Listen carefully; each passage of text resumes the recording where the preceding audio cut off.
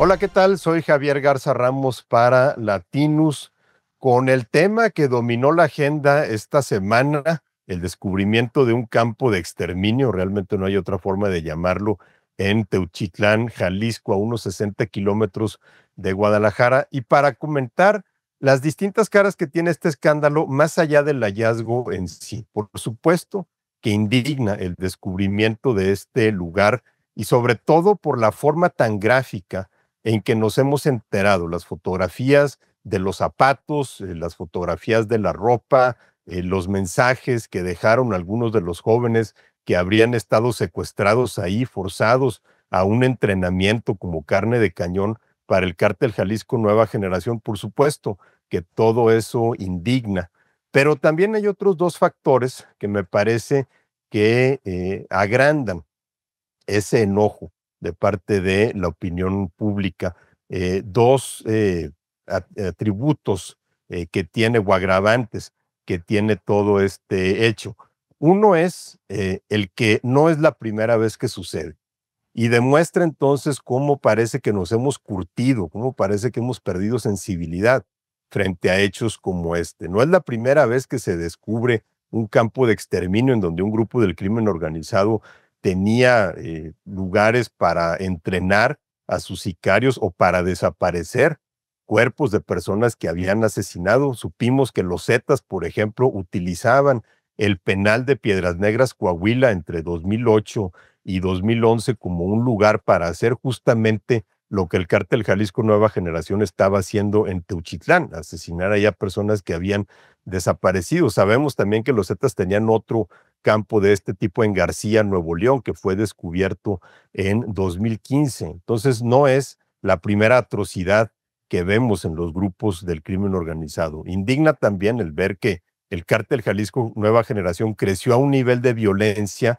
que algunos especialistas comparan o incluso dicen que supera al de los Zetas, que ya tenía la fama de ser la organización más sanguinaria en la historia del crimen en México. Entonces, una organización delictiva que puede superar a un cártel como los Zetas, que mató a 52 personas quemadas en el Casino Royal de Monterrey en 2011, por ejemplo, o que asesinó a 72 migrantes en San Fernando, Tamaulipas, en 2010, pues habla de cómo se permitió crecer al cártel Jalisco Nueva Generación y cómo no aprendimos las lecciones que nos dejó la violencia de los Zetas.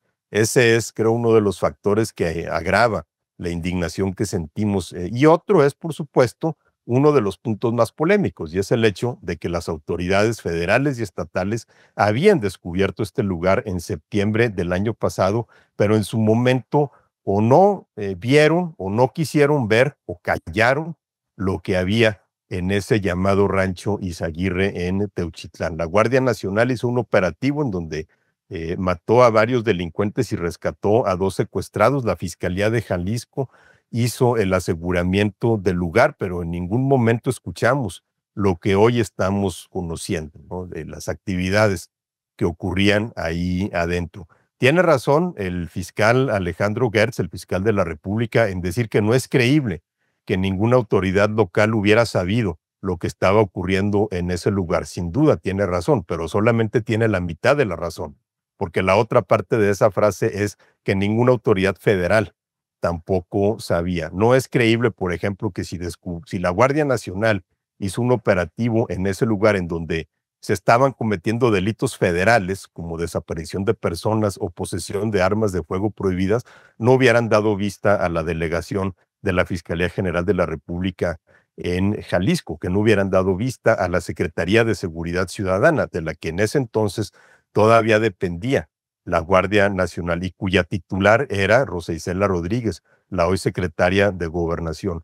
No es creíble que no hubieran dado aviso, por ejemplo, a la Secretaría de la Defensa, que era el mando de facto de la Guardia Nacional y cuyo jefe del Estado Mayor, el general Ricardo Trevilla, es hoy el titular de la Defensa. Entonces también hay una omisión de parte del gobierno federal. Es totalmente justificada la indignación contra el gobierno del Estado. Enrique Alfaro está mostrando ahora, el exgobernador, el mismo cinismo con su ausencia, con el no dar la cara, está mostrando el mismo cinismo que mostró cuando era gobernador y negaba que en Jalisco hubiera una crisis de desaparecidos. Obviamente ese mito que él trató de construir se ha derrumbado, pero el gobernador está ausente y no está para dar una explicación.